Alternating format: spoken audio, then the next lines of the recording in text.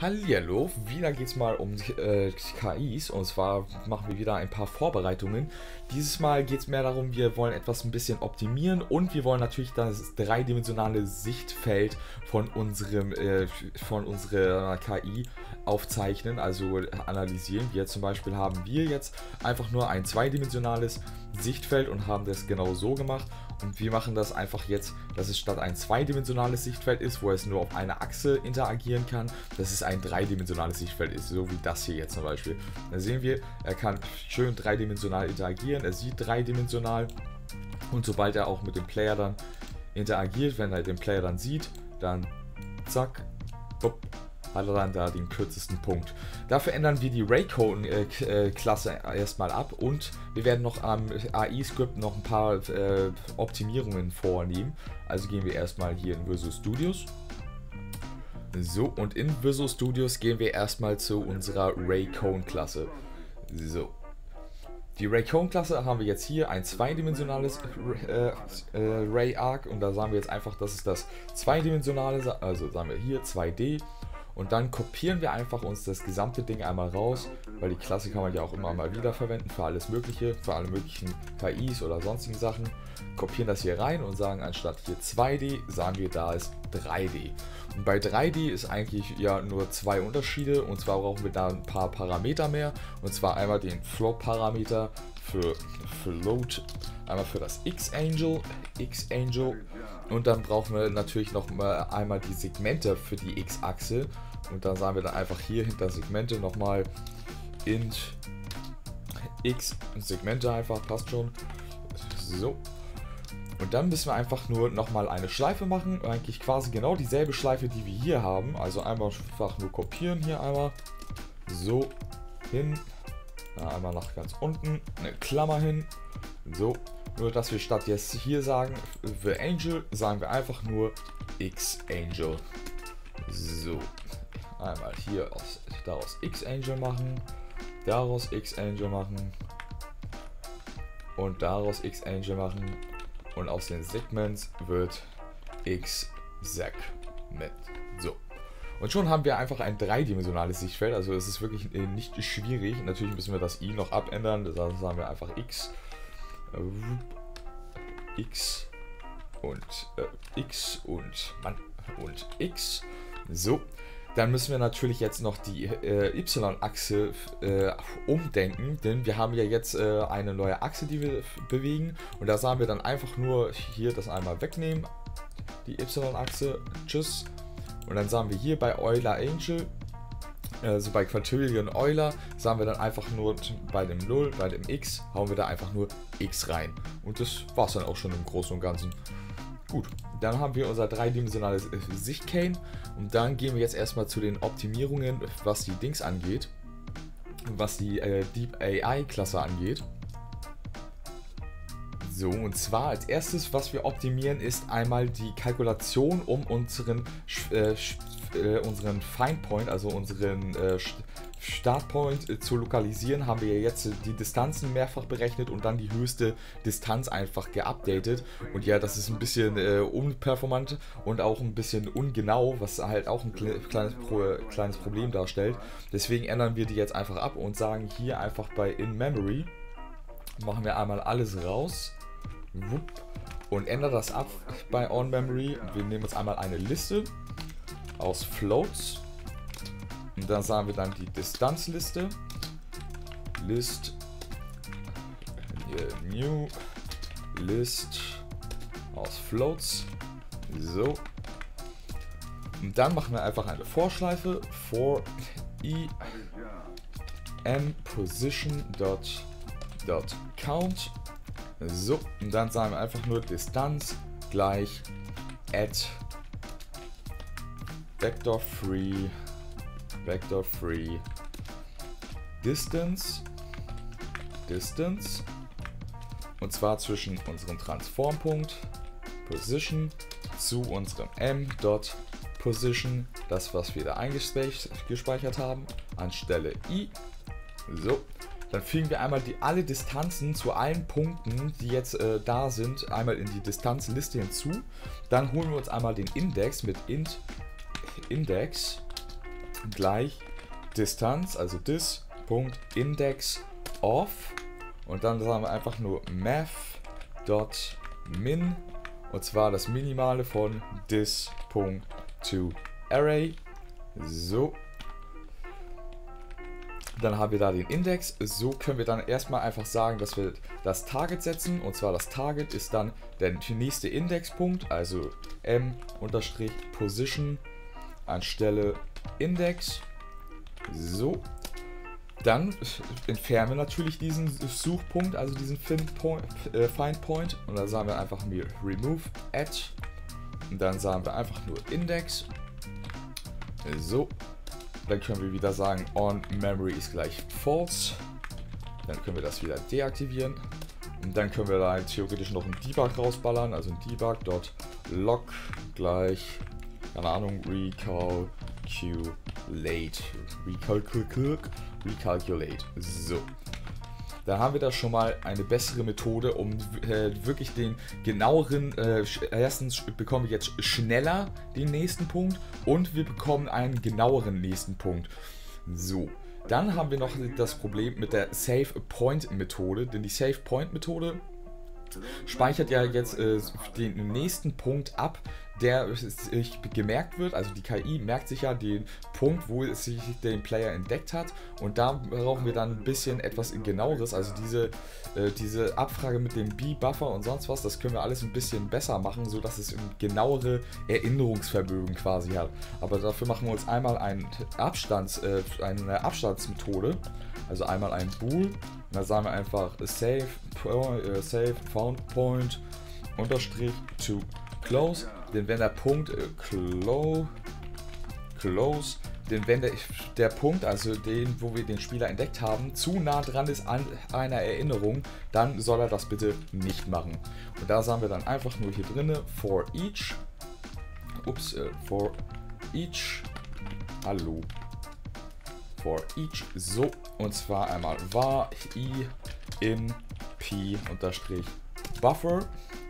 So, und dann fragen wir nur einmal ab if math.abs,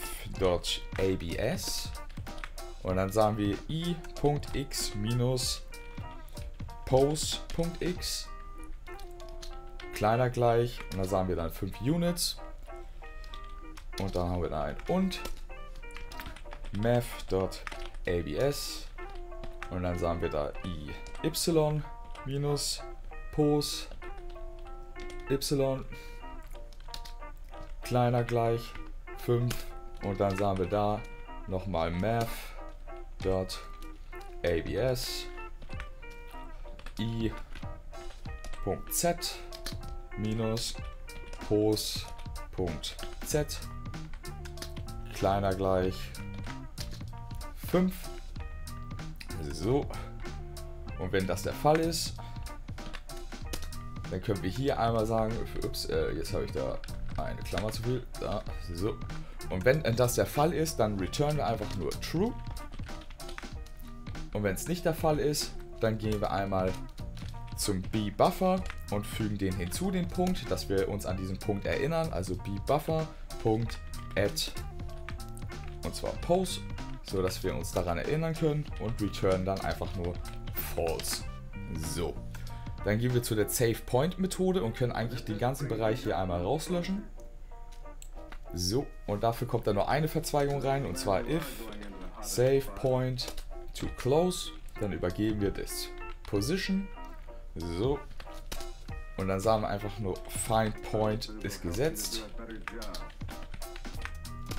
Dann können wir da einfach noch eine Debug machen, nochmal den Debug Log Punkt. Da so ein bisschen farbig, damit es auch hübsch ist. Red, so, ups, jetzt ist es hier groß.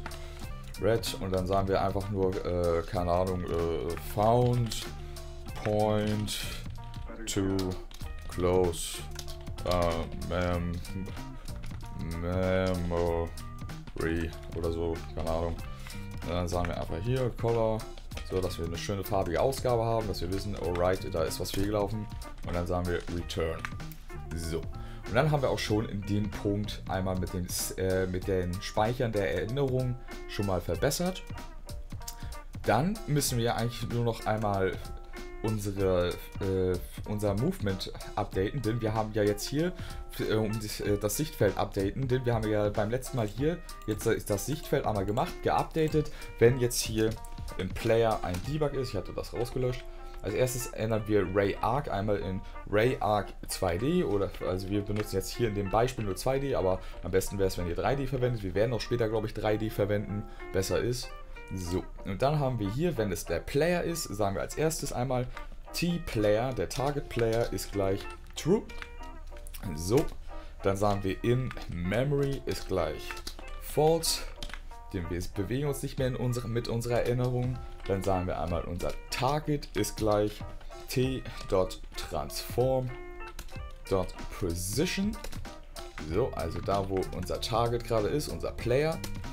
Dann holen wir einmal, dann brauchen wir einmal zwei neue Booleans, also nicht zwei neue Booleans, sondern wir brauchen eigentlich nur ein Boolean, um zu überprüfen, ob wir den Player denn gesichtet haben. Also haben wir den Player einmal gesehen oder nicht. Also sagen wir jetzt hier einfach nur public bool check for player, hier Konvention, Junge, for player. So.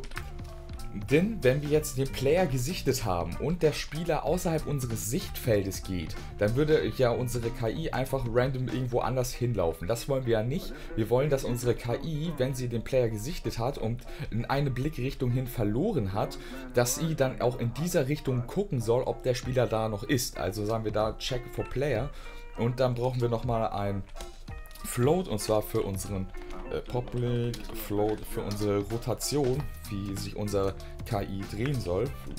Rotate Speed. So. Und dann können wir unten einmal sagen hier Check for Player ist gleich True. So. Jetzt könnten wir dann einfach direkt nochmal sagen, okay, wir haben den Player gesehen, alles klar, dann überprüft das bitte. Aber wenn wir den Player nicht mehr sehen, also im Else, gucken wir einfach nur if Check for Player nicht an, also haben wir keine Player-Überprüfung, dann sagen wir auch, dass Target Player ist gleich False. So, das können wir einmal kopieren, also eigentlich sogar den ganzen Else-Codes hier, denn wenn wir auch keinen Rigid Body treffen, wollen wir genau dasselbe nochmal auslösen.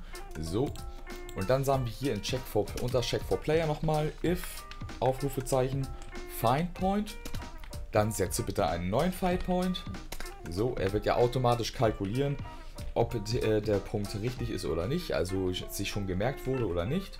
Dann sagen wir hier wieder transform.position und dann können wir eigentlich direkt aus der Schleife rausbrechen. Einmal mit Break gehen wir dann aus der Schleife raus. So, und damit der Player sich jetzt auch zur richtigen Blickrichtung dreht, denn wir haben ja jetzt hier nur so das Movement und die Erinnerung, gehen wir zu unserem Abstandshalter, also da, wo wir sagen, bist du an der Target-Position, okay, du bist an der Target-Position und Check Player ist an. Dann einmal bitte überprüfen, ob er da ist. Also brauchen wir erstmal die Blickrichtung, und zwar im Vektor 3. Die Blickrichtung, das Dir, ist gleich des Target minus transform.position. So. Dann können wir das Dir y, weil die y-Rotation wollen wir ja nicht verändern, sagen wir gleich 0. Dann holen wir uns einmal einen neuen Criterion für die Rotation. Und das ist dann gleich Criterion.look Rotation zu Dir. In die Richtung bitte. Dann verändern wir die Rotation. Transform Rotation ist gleich Criterion.lerp. Und zwar von Transform Rotation zu Rot. Und dann haben wir da unser Rot Speed mit der Drehgeschwindigkeit. Die setzen wir dann einfach auf 100 mal Time.DeltaTime, damit das auch schön smooth ist. Und dann fragen wir einfach nur nochmal ab, ob wir uns dann in die Richtung gedreht haben, also ob die KI sich in die richtige Richtung hingedreht hat. Also transform.rotation.equals. Und dann gucken wir einfach Rot. So, und wenn das der Fall ist, dann können wir Check for Player wieder ausmachen. Check for Player ist gleich False. Und den T-Player können wir dann auch wieder ausmachen. T-Player False. So, damit er sich dann auch wieder eine neue Position sucht. Denn solange der T-Player an ist, sucht er sich keine neue Random-Position. Und solange er sich noch in der Rotation befindet oder der Player im Sichtfeld ist, sucht er sich auch keine neue Position. Und so haben wir dann eigentlich auch schon alles. Gut, dann können wir das abspeichern und zurück zu Unity gehen und uns das Ergebnis einmal angucken. Ich mache mal kurz den Debug Cube weg und aktiviere wieder das Enemy, die AI. So. Und dann können wir einfach mal sehen, ich gehe mal in den Play Mode. So, und wie wir sehen, die KI verfolgt einen schon. Jetzt hat sie mich gefunden.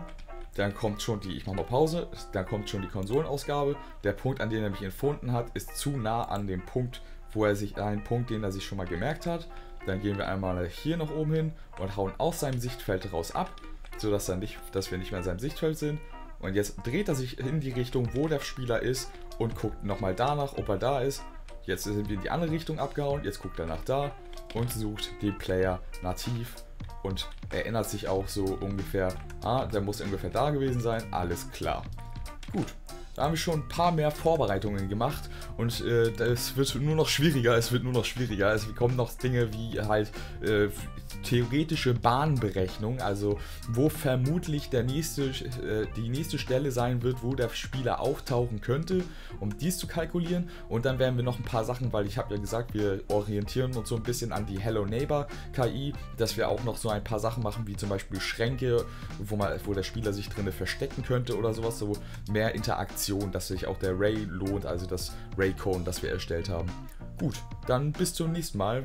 Wieder eine Vorbereitungsfolge, also war das jetzt eine Vorbereitungsfolge, ich weiß es nicht, aber wir bereiten ja eigentlich nur alles für die KI vor, damit wir die KI dann individuell anpassen können, so dass sie jedes Mal bei einem neuen Spiel oder bei einem anderen Schwierigkeitsgrad anders interagiert. Also das sind alles nur Vorbereitungen. Gut, dann bis zum nächsten Mal. Ciao!